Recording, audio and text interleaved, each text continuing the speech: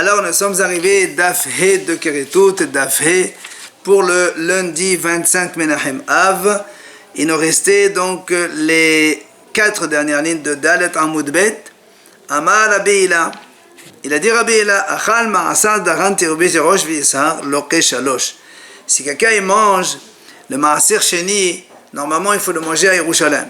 Si quelqu'un mange en dehors d'Yerushalem, la Torah dit l'otochal lechol b'sha'alecha, donc c'est un commandement négatif. Mais seulement, s'il a mangé le ma'aser sheni de dagan de céréales, tirosh de vin, de yitzhar et de l'huile d'olive, les trois, il prend 3 fois 3 malkout. Parce qu'il y a marqué l'otochal lechol ma'aser dencha, teroshcha, v'yisarecha, il y a les 3.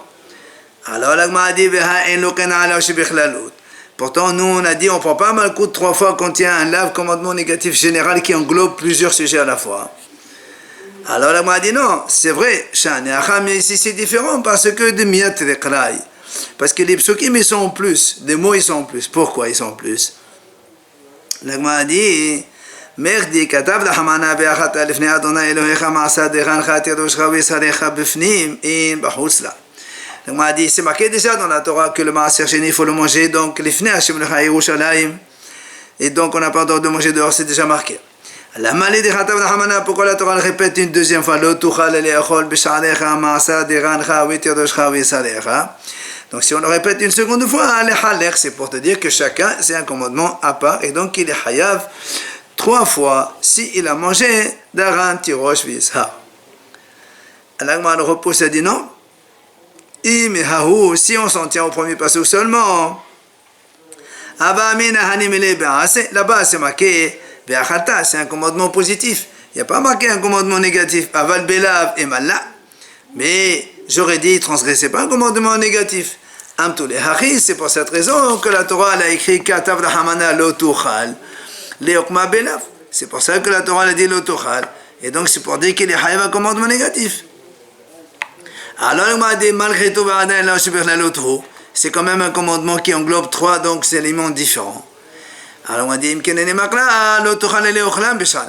puisqu'on en a parlé déjà avant, tu aurais dû dire pourquoi tu répètes deuxième fois pourquoi tu répètes? C'est pour dire donc chacun il est individuellement différent et donc il est hayav 3 fois. Amar Rabbi Yitzhak, il a dit Rabbi Yitzhak, ha'ochel lechem kalev v'charmel lo keshalosh. C'est marqué dans la Torah, v'lechem kalev v'charmel lo tochalu. Il ne faut pas manger lechem kalev v'charmel, c'est-à-dire la nouvelle récolte avant le korban du Omer. Donc si quelqu'un a mangé soit du pain, soit des graines grillées, soit des graines de blé molles, carmel c'est des graines molles, et il a mangé ça avant le Omer, il est hayav 3 malkout. Alors là aussi, la Gemara dit v'ha en loken ala shebichlalut. Pourtant, il y a un seul commandement négatif qui englobe les 3. Hein. Alors là aussi, la Gemara dit parce que là aussi, il y a des mots en plus dans le pasuk. C'est quoi les mots en plus? La Gemara dit la Torah n'a qu'à dire velechem lo tochal ou lo tochalu venelav kalev v'echad men mine. Et on apprend. Donc la Torah dit tu n'as pas le droit de manger le pain de la nouvelle récolte. Et moi je déduis même les graines de blé grillées ou crues, molles. Donc on n'a pas le droit de manger. Alors on m'a dit non, on ne peut pas faire ça, parce que quand il me fait si tu marques les ham seulement, moi j'aurais dit mal, les ham shekenet adabasel hala. J'aurais dit le leham, le pain, c'est la sorte de manger la nouvelle récolte avant le parce que le pain, c'est comme quelque chose d'important, puisqu'on prélève la halal de ce pain-là. Quand on pétrit, on prélève une halal. Mais donc, mais il n'y a pas de halal. J'aurais dit, même si tu manges avant, c'est pas grave. Alors, on m'a dit, alors, dans la m'a dit comme ça, dans ces cas-là, on écrit khalil, les graines grillées, et on n'écrit pas les hem, et moi j'apprends les hem de graines grillées. Venez là, mais khalil. La m'a dit, non, la hem et khalilat, et là aussi, on ne peut pas apprendre le pain des graines grillées. Pourquoi? Mais si on me dit khalil, t'es bien né, les hem là, t'es bien né. Les graines grillées, c'est des graines qu'on voit donc en espèce. Le pain, c'est des graines moulues, on ne voit pas les graines. C'est pour ça qu'il fallait marquer les deux. La même chose, si la Torah marque Khalil, elle ne marque pas Karmel. Les graines grillées, elles sont de les manger avant le Homer, et elle ne marque pas Karmel, les graines mûres, crues. J'aurais dit que les graines grillées, comme dans le Minha, Dans le Nahot, il y a aussi des graines grillées. C'est pour ça que c'est assuré de le manger, mais les carmel, ça n'existe pas. La carmel, on est à la Nahot. Maintenant, si maintenant la Torah écrit carmel seulement, tu n'as pas le droit de manger avant le Omer, et moi j'apprends le pain et les graines grillées. Là aussi, la Gemara dit c'est pas possible parce que Ekalim frère, je peux t'objecter. Le carmel, il est en espèce, les graines de blé n'ont pas changé, alors que le kali, ils ont été grillés et les hem, ils ont été complètement moulus et changés. Donc peut-être que cela, si tu les manges, il n'y a pas d'interdiction si tu les manges avant le Omer. Minhad la yalfi, la Gemara dit très bien. On ne peut pas prendre un de un. Peut-être qu'on demanderait une elaf hadamentrin, que la Torah écrive deux, et moi j'apprends le troisième. Exemple, c'est quoi? La Gemara dit, la Torah n'écrit pas le pain. La Torah me dit, voilà, les graines grillées, les graines molles, tu n'as pas le droit de manger la nouvelle récolte avant le Omer, et moi je vais déduire le pain. La Gemara dit, non, on ne peut pas. Pourquoi? Parce que moi je vais dire, les khalil, comme c'est des graines qui sont entières, les graines de blé, on les voit en espèces. C'est pour ça que c'est assourd de le manger. Mais le pain qui est déjà transformé, moulu, est complètement pétri. Peut-être que c'est moutard de le manger avant le korban du Omer. Non,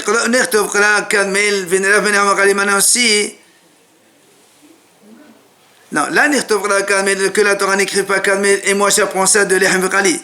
Imaginons que la Torah écrit Lehem et Kali, on n'a pas le droit de manger. Et je déduirai le carmel. Là aussi, elle m'a dit non, c'est pas possible. Pourquoi?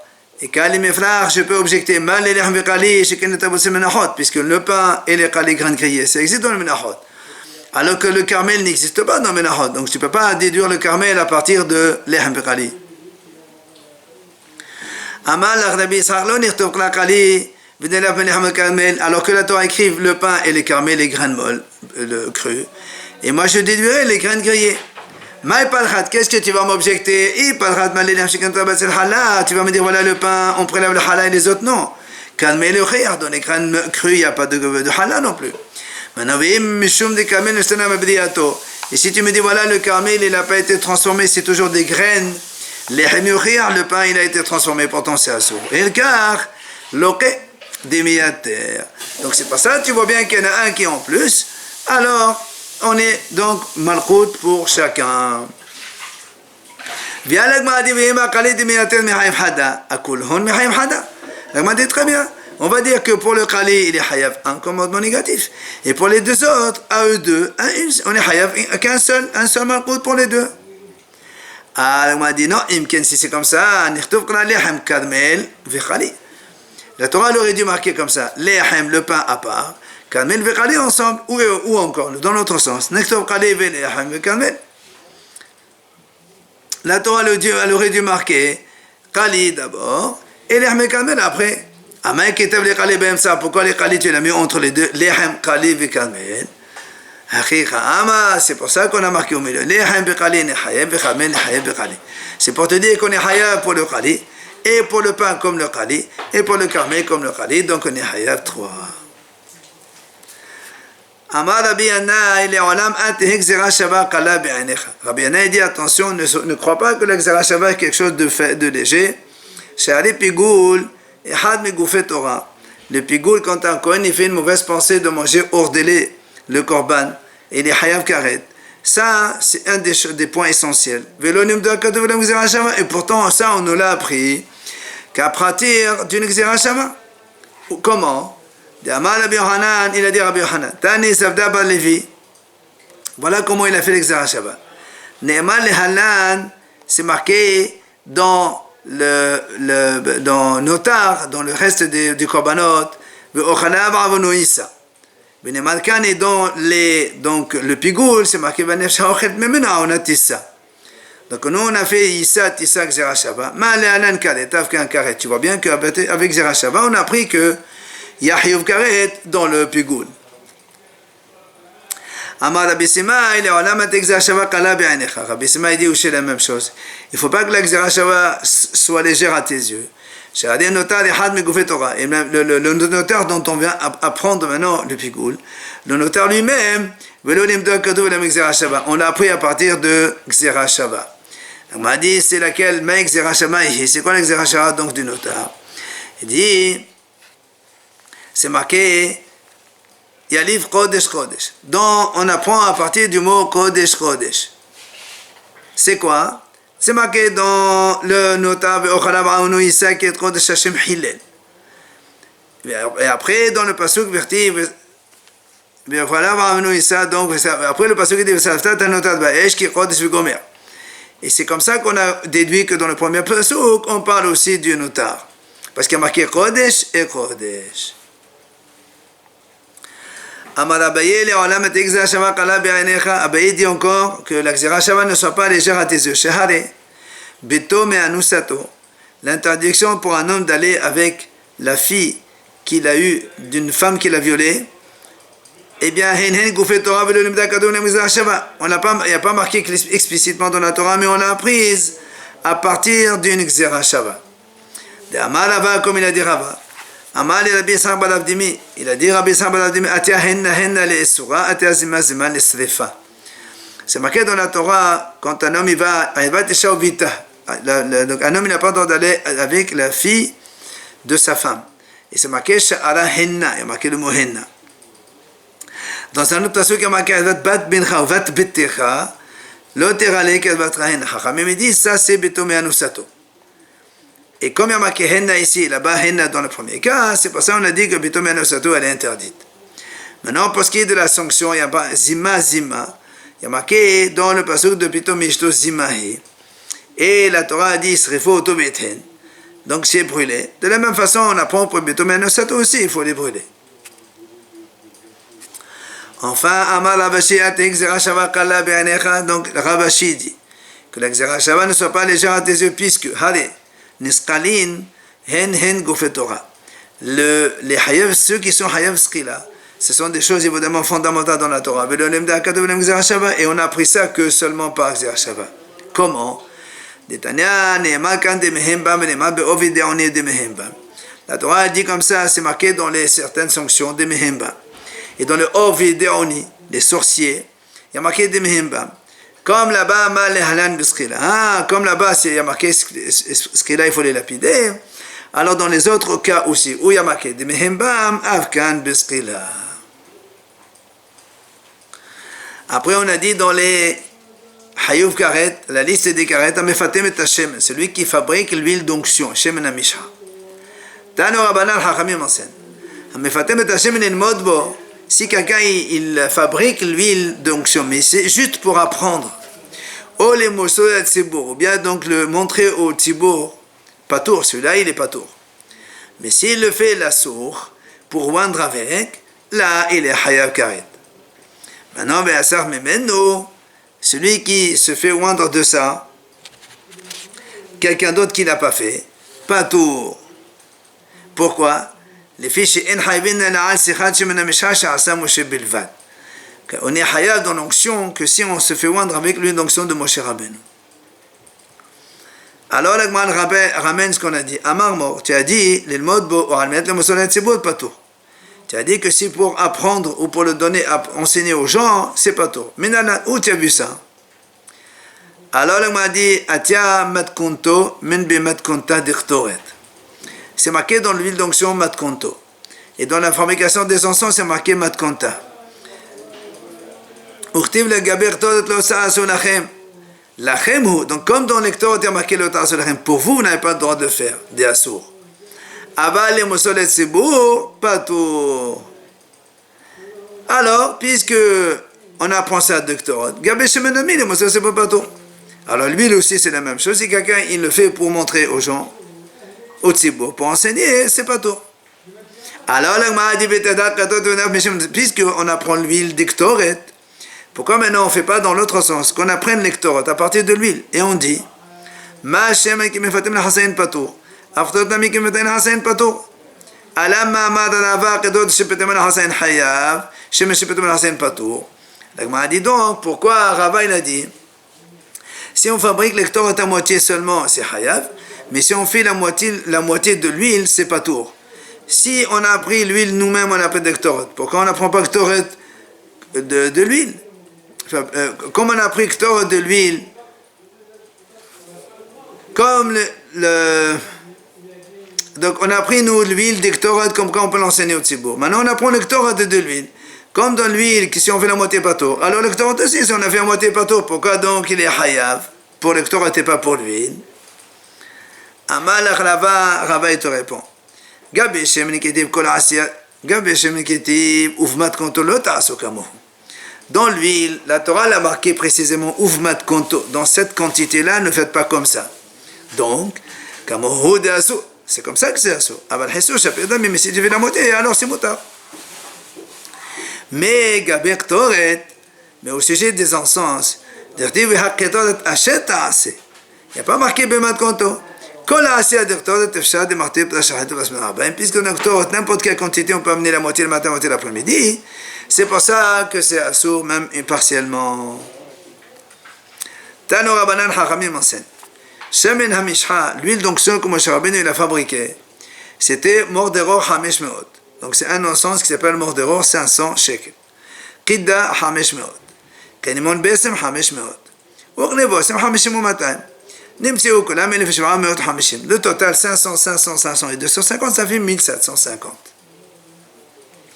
La Gemara s'interroge, quoi tu m'apprends l'addition ici? La Gemara dit non, le Tana il avait une question. C'est marqué dans le pasuk,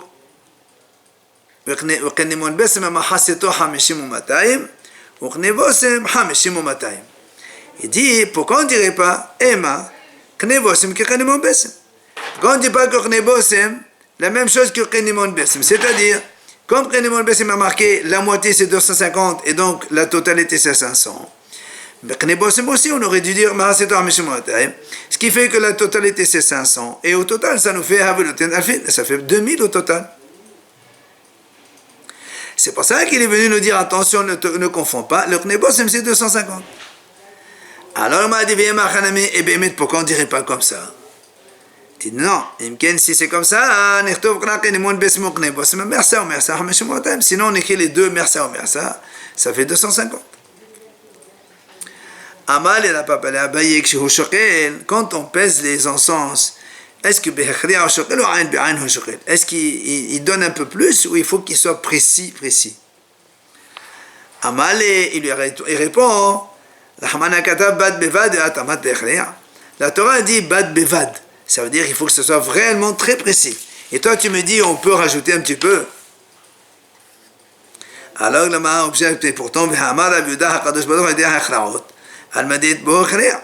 pourtant, Rabbi Yehuda, il a dit, Hachem, il connaît l'achlaot. Ça veut dire qu'il peut faire un peu plus. Donc, ça existe bien, l'achlaot. Et la Maha Rabbi Yehuda. Il a dit, Rabbi Yehuda, tu sais,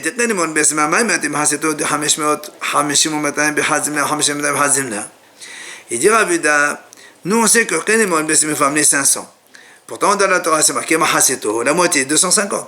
Pourquoi la Torah a dit qu'il faut amener 250 et 250? Pourquoi on n'amène pas 500 d'un coup? Kivan de Cholon Hameshmot Havian, Naïta Hameshmot Vatahat. Shma Mina, tu vois mieux que quoi? Mais Tramaït est là, Knemon Besem est désimné, si la Torah dit qu'il faut l'amener en deux fois, c'est que Hechriat B.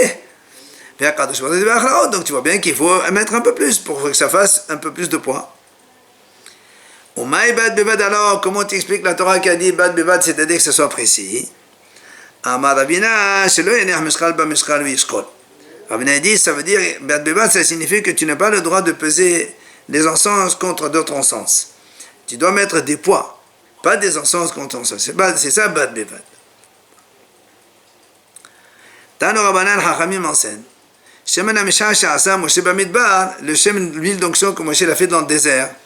Meshal Koha Ekarin, devenait Rabbi Yehuda. C'est-à-dire, il prend les encens et il les fait donc bouillir dans l'huile. Puisque là-bas, il faut 12 logs, à peu près 4 litres d'huile, il mélange avec ses encens. Amal et Rabbi aussi, Rabbi Yossi dit que je ne comprends pas. Alors, la Socha Ekarin et nous séper. Qu'est-ce que ça doit aussi? Il dit comment? Si déjà rien que tu peux mettre de l'huile sur les encens seulement, les 4 litres, les 12 logs, ça ne suffit pas. Il y a 1750 shekels de encens. Comment tu vas faire? Et là, Rabbi Yossi propose que ça, tu sais comment on faisait? Et bien, d'abord, on amène les encens, on les trempe dans l'eau. Mais quand on les a trempés dans l'eau, ils sont bien imbibés. Après, donc après, on met l'huile d'onction et ça fait donc l'odeur et après on va oindre les ustensiles et le reste. Amalo Rabbi Yehuda, il vient Rabbi Yehuda lui dit, mais qu'est-ce qu'il y a? Quoi, il n'y a qu'un seul miracle qui a eu dans l'huile d'onction que tu commences à me dire c'est pas possible.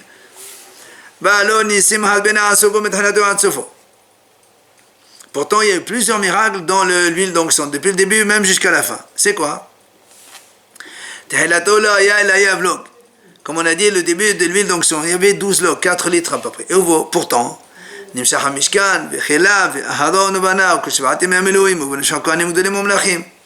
on a oint le Mishkan, ses ustensiles, Aharon, ses enfants pendant les 7 jours de stage. Et on a aussi oint tous les Kohanim Gedolim. Et on a aussi Umlachim et tous les rois d'Israël. Il est encore donc existant l'Atid Labo Shenemar.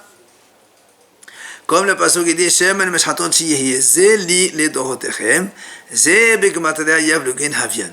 Comme il y a marqué, la Torah dit, donc l'huile d'onction, c'est 12 logs, ils sont tous de Torem, il reste encore 12 logs jusqu'à la fin des temps. Donc tu vois bien, c'est d'énissime, donc on ne pose pas de questions. Tano Rabbanan, Hachamim disent, Moshe Rabbeinu il a pris l'huile d'onction et il a oint le Mishkan, etc. Rabbi Yehuda Omer, et Rabbi Yehuda dit comme ça, l'huile d'onction que Moshe a fabriquée dans le désert, il y a eu beaucoup de miracles en lui. Mais depuis le début jusqu'à la fin. Au début, comme on l'a dit, il y avait donc 12 logs, 4 litres à peu près.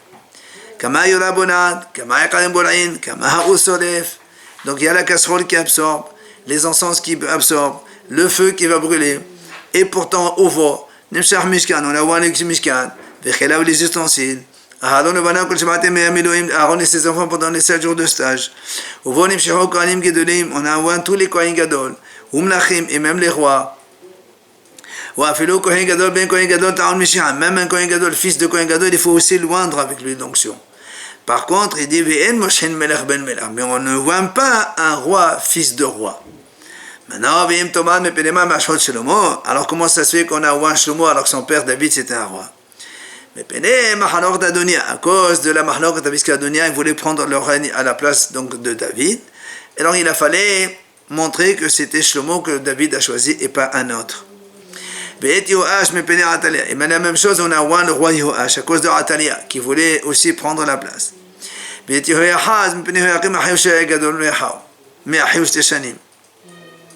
On a aussi oint Yehoahaz à cause de Yakim, son frère, qui était plus âgé que lui de 2 ans. Alors, l'Agman reprend ce qu'on a dit, Amar, on a dit tout à l'heure, même un Kohen Gadol, fils de Kohen Gadol, il faut aussi l'oindre. L'Agman a dit, mais d'où on sait? Il dit, parce que derrière, c'est marqué dans le passage, il y a marqué le Kohen oint, celui qui va le remplacer, il a marqué le mot Mashiach. Si tu dis qu'il ne faut pas l'oindre, ni marqué à Kohen, c'est Tahtaou Mebana. Maya Mashiach, pourquoi tu dis le mot Mashiach?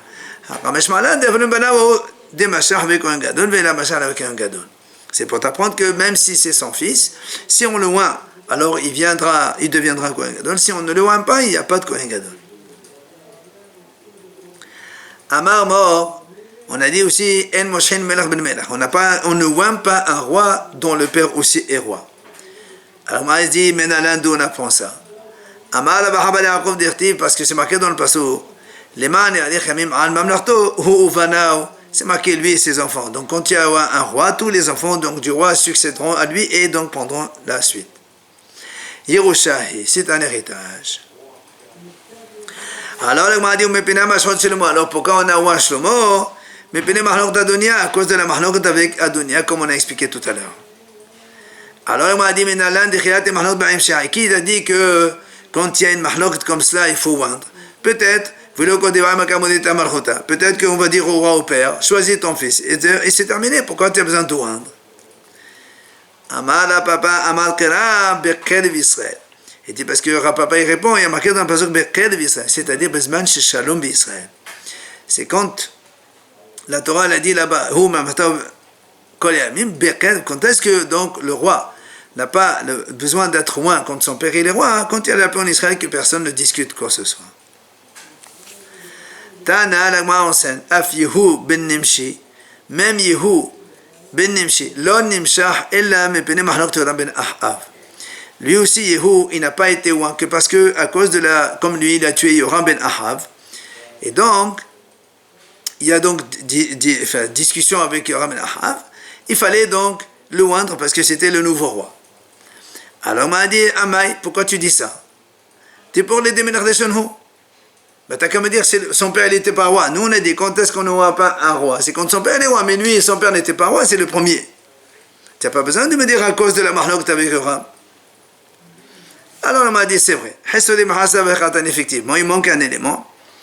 Il faut dire, Malchi ben David Moshin, Malchi Israël Moshin. En vérité, c'est que les rois de David qu'on va oindre, mais le roi d'Israël, on ne oint pas. Or, Yehou ben Nimshi, c'est un roi d'Israël. Maintenant, si tu me dis, pourquoi on la oint?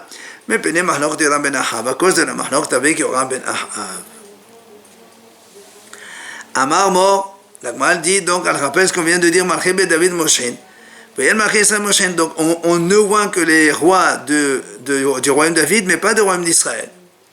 Menala le m'a dit, d'où tu as appris ça? Il dit, parce que d'Irtiv, quand Hachem il a envoyé Shmuel pour aller oindre donc le roi David, il lui a dit, comme Meshahihu ki Zehu. Zehu, Haramim dit, Zet Aaron Meshiha. Il n'y a que David qui nécessite Meshiha et pas les autres.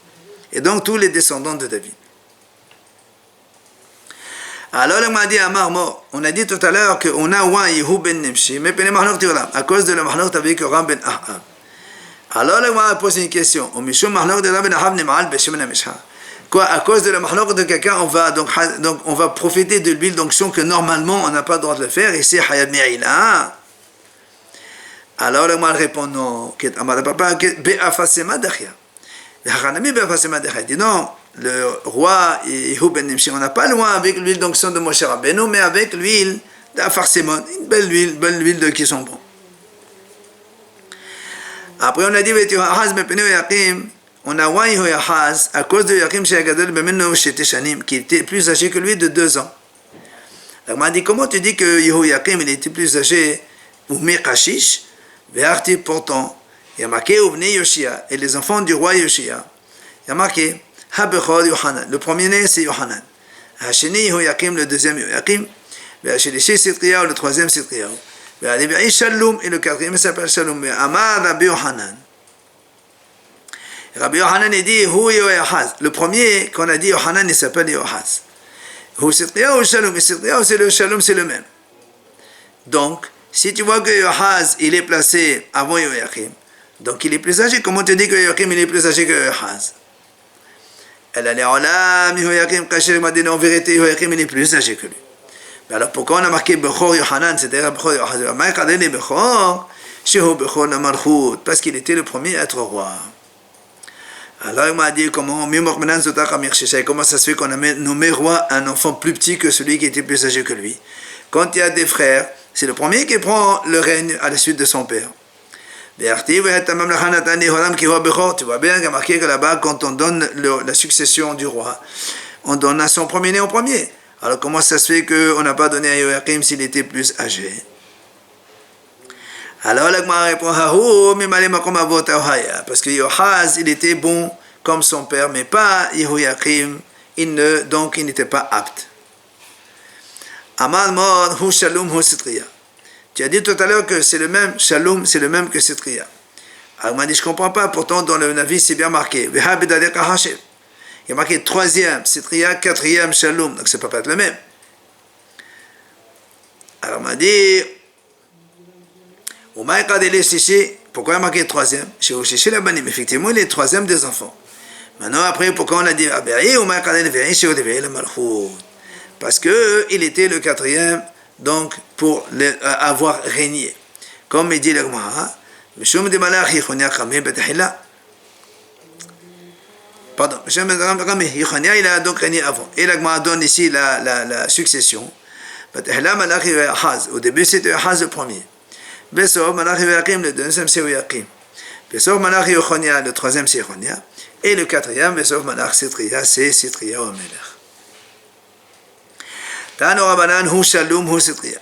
On m'a dit, c'est le même Shalom que Sitriya, c'est le même. Alors, pourquoi on l'appelle Shalom? Il était un homme tzaddik entier dans ses actions.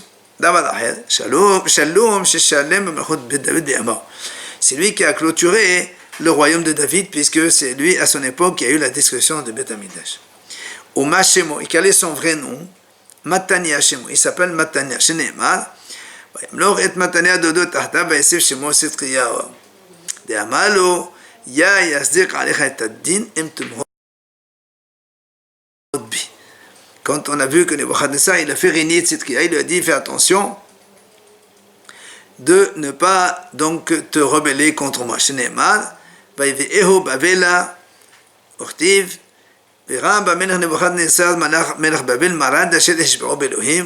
donc, comme on connaît l'histoire que le Nebuchadnezzar il a fait jurer Tzidkiya de ne pas dévoiler aux gens comme quoi lui il avait mangé un lapin vivant, et finalement il a donc fait jurer, mais Tzidkiya il a donc transgressé ce serment. Via la Gemara maintenant, elle repose la question sur l'huile d'onction. Comment tu dis qu'on a oint le roi Yehoyahaz avec l'huile d'onction? Comment tu dis qu'il y avait de l'huile d'onction?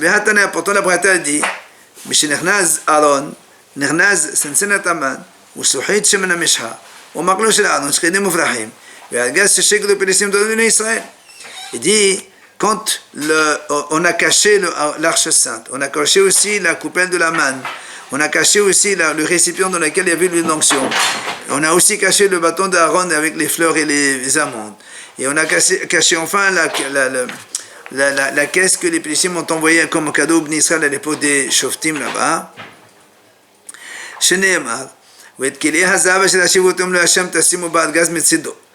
Et donc tout ça, on a mis dans une caisse. C'est les Pélissim qui ont envoyé.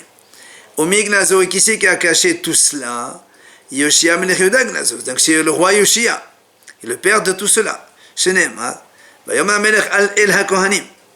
Le roi Yoshia, il a dit au Kohanim, Tenot Adon HaKodesh, allez donc cacher l'arche sainte. Il a dit Rabbi Elazar, comment on apprend que Tzintzen Utussel a été caché, le Tzintzen Taman? Parce qu'il y a marqué Betin Shamma Melorman, il y a marqué Vaïdacha Shamma pour le Aaron Gzera Shava. La même chose, l'huile d'onction, il y a marqué le Dorotechem. Et pour la Tzintzen Taman, il y a marqué le Dorotechem. Donc c'est de là on a appris qu'on a caché tout cela. Et donc, où tu as eu l'huile d'onction? Amala Papa, Be'afar Simon Dachia. Donc comme on a répondu, c'est le Shemen Afar Simon, c'est pas le Shemen Amishha. Tano Rabbanan Chachamim enseigne. Moshemet Amelachim Kimin Nez. Quand on oint les rois, on le fait comme une sorte de couronne sur la tête. Beta Kohanim, par contre, les Kohanim Gadol, quand on les oint, Kimin Ki. Amara Benesha Kimin Ki Yevani. C'est comme le kaf Yevani, c'est-à-dire donc un kha final. Tane Hada Batehana Masik Shema Ardosho Hakam Noten Loshem Ben Seinav. Il y a une braïta qui dit d'abord on verse de l'huile sur la tête, après on les met sur les deux donc sourcils. Et la deuxième braïta a dit et donc la braïta, la deuxième a dit d'abord on met entre les yeux, après on verse sur la tête. Alors comment on peut concilier ces deux braïtot? Il y a en fait Mahlouk de Tanaïm. Et il pense que oindre c'est mieux, c'est pour ça qu'on commence par oindre, après on verse de l'huile. Et l'autre il dit non, on verse d'abord et après on oint. Quelle est la raison de celui qui dit que verser c'est mieux? Parce que il y a marqué il a versé. Alors celui qui a dit que boindre c'est mieux, parce qu'il y a marqué donc les charrettes, on les a oints, il n'y a pas marqué on a versé. Alors la m'a dit pourtant il y a bien marqué il a versé et il a oint. Alors la m'a répond ça. Pourquoi il a versé? Parce que justement il a oint. Tano Rabbanan Chachamim enseigne. C'est marqué dans le passage qu'Hashem Hatov ala Rosh. Il dit comme l'huile, la bonne huile qui descend sur la tête. Il dit la Gemara, Kimin shtit epin madgaliot, hayot yot Aaron biskano. Aaron à Cohen, il avait une sorte de deux gouttes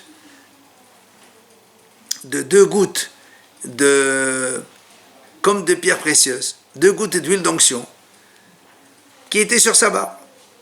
Amalav Kanatana, on enseigne, je me s'appelle quand il parle, les gouttes elles montent, elles se mettent à la racine de sa barbe. Sur cela, Moshe Rabbeinu était inquiet. Il a dit, peut-être que s'il y a assez de gouttes qui restent, j'ai mis plus d'huile, donc j'ai fait le maïla dans l'huile d'onction. Et elle est sortie une voix céleste, elle a dit, comme la rosée qui descend sur les monts de Sion, c'est-à-dire matal en bo meila, de la même façon que la rosée, il n'y a pas de meila dans la rosée. La même chose que l'huile que tu as mis dans la barbe de Aaron, il n'y a pas de meila dessus. Maintenant c'est Aaron qui était soucieux.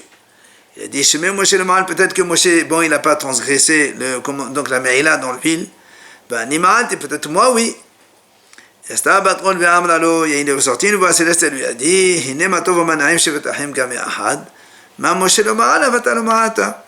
comme c'est bon donc les frères ensemble, de la même façon que Moshe Rabbeinu n'a pas été moël dans cette huile, toi aussi Aaron, tu n'as pas été moël dans cette huile d'onction.